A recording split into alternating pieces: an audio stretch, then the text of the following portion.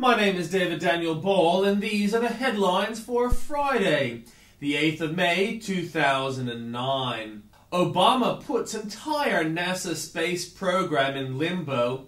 Apparently Bush was the one with the vision. Matthew John speaks out about group sex scandal. Death threats were a joke, says Demir Dokic. Rudd snubs Reese over rail funding. Cyberbullying shock at top school. Sydney murder victim, a well-known developer. New Zealand city in lockdown as siege continues. Exhibition shows dead bodies having sex. Actually, the dead bodies have been placed to appear as if they are having sex. New image of man issued in McCann's search. And 5,335 students dead or missing in last year's Sichuan quake in China. And in comments from Ellen Jones, stimulus ends up in the toilet, literally. Everywhere you turn now, the government is reminding us that it's lost revenue, and that's going to result in a significant deficit in Tuesday's federal budget, with a frightening figure of $70 billion being trotted out, a $90 billion turnaround from the budget last year. Now, if you were running your household and you knew there was going to be a shortfall in revenue coming your way, would you involve yourself in a massive discretionary spending to the tune of $100 billion since the last budget was brought down? And that's including all this throwaway money given phony respectability by being referred to as stimulus packages. What has been stimulated? Well, there are retail sales figures out which show us where we were in February this year compared to February last year, December this year compared to December last year. And we find that in February this year, retail sales are just holding up. In seasonally adjusted terms, retail sales dropped 2% in the month of February compared with sales in January, which is what you'd expect. But it's the biggest monthly percentage fall in almost 9 years. In other words, in general terms, sales would be down. But then you look at the individual retail sectors and an awful picture emerges. One which suggests that the stimulus package has been a failure and has been siphoned off by Woolworths and Coles, jacking up their prices to the detriment of the entire nation. More there for you at the link. Separated at birth by Tim Blair, Xanax chomping, Sydney tough guy Alan Sarkis, and docile leftoid retro pundit Guy Rundle. More for you there at the link. Is the Defence Minister's house clean? Asks Andrew Bolt. There's one very basic question about the scandal above any other that I want answered. The opposition has called the Defense Department to release the results of its investigation into claims that officials spied on the Defense Minister Joel Fitzgibbon because of concerns about his friendship with businesswoman Helen Liu. It is this. Has the Canberra house Fitzgibbon rented from Liu or her family been swept for bugs? Meanwhile, this allegation is new. The revelation of another China trip by the Defence Minister's father, Eric Fitzgibbon, in 2001, comes amid allegations by Ms. Liu's former business associates that the Fitzgibbon family members have been given apartments in Qingdao. Now, Andrew, the suggestion Ms. Liu is a spy is wrong-headed and offensive. Clearly, she is merely a spy handler. That free cash wasn't. Pay for their $23 billion of free checks by paying more for good health care. Kevin Rudd will strip $1.9 billion from the pockets of middle and high-income earners by slashing their taxpayer-funded 30% private health insurance rebates in Tuesday's budget. None of this makes sense, and this is a hint of an early before-the-pain election. However, while the first round of tax cuts will take effect from July the 1st, the health insurance rebate will not be scaled back until July next year. And an update, the greatest stimulus to a person's spending is to give them a child. Yeah. Wayne Swan and Julia Gillard have been accused of betraying infertile couples who they supported in opposition by condoning budget cuts to Medicare funding for IVF treatments. So it's yes to $5 billion for free pink bats, but no $282 million for babies. It is believed to expand the reach of the reforms to obstetric claims and to target net savings of $282 million over 4 years. The book you nearly didn't read, How Hard Is It to Smash Through Australia's Groupthink?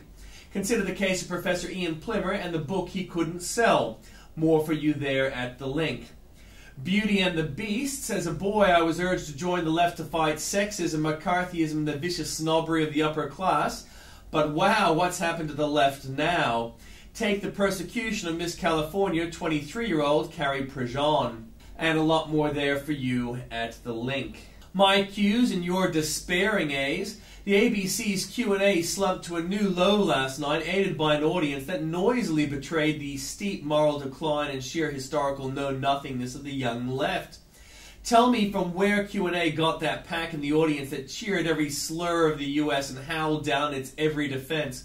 Why an audience with members of the left eager to equate the Holocaust with Israel's dealing with Palestinians today, and why only one voice on the panel strongly rejected that insane analogy.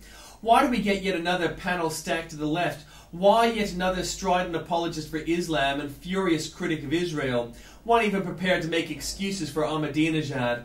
Why, given all the tyrannies in the world, so exclusive a focus on the wildly exaggerated or invented sins of just two countries, the US and Israel? Why the rudeness and debate of the left? Why is it, too, that Pakistan interests a Marxist such as Guy Rundle only to the extent that he can divine some original Western sin in this impending catastrophe? Why do his interests then stop short of any proposal to prevent or ameliorate? Why does he not ascribe to Pakistanis any moral agency in their own fate, much as if he were the most racist colonialist, actually? One bright spot, Greg Sheridan, who tried to ingratiate at first without giving in to the temptation to sugar his positions before realizing it was time to speak truth frankly and call a spade a madman. Hare today, denied tomorrow. He's surely not so stupid that he denies something true. Kevin Rudd has denied he threw a wobbly over a hairdryer while in Afghanistan. Coalition frontbencher John Cobb claimed the Prime Minister became agitated when diggers couldn't find a hairdryer for a photo opportunity. A livid Mr. Rudd last night rejected the allegations as laughable, ridiculous, and untrue. The alleged incident occurred when Mr. Rudd and a small entourage made a secret dash into Afghanistan just before Christmas last year. There have been stories circulating about it in defense circles ever since. Thing is, Rudd's office has a known history of lying for him on the smallest of points. No room in Britain for Quran critics. Has Britain gone mad? A shock jock band from Britain is threatening to sue Jackie Smith, the Home Secretary. American DJ Michael Savage made the threat as it emerged the majority of people named and shamed on a new Home Office exclusion list has never applied to come to the UK in the first place. The list, published earlier this week, named 16 individuals who would not be let into the country, including extremists, white supremacists, and Islamic fascists. Mr. Savage, whose real name is Michael Weiner, was included for engaging in unacceptable behavior by seeking to provoke violence and foster hatred. The DJ, who hosts a far-right talk show about the Savage Nation, has described the Quran, the Islamic holy book, as a book of hate and questioned the validity of autism, although he has argued some comments have been taken out of context. Rudd vindicated, or judgment merely postponed. This will take the heat off the Rudd government for a while and, if sustained, will win an economic argument. A surprising fall in the jobless rate suggests Australia is performing better than expected and could avoid a technical recession. The unemployment rate fell to 5.4% in April from 5.7% in March, with the creation of 27,300 new jobs.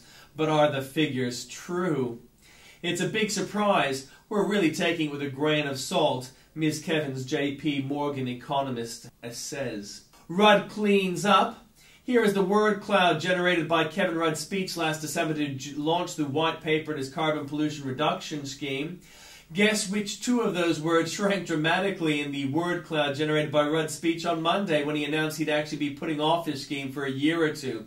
Funny enough, word clouds are exact depictions of how Rudd understands his own speeches.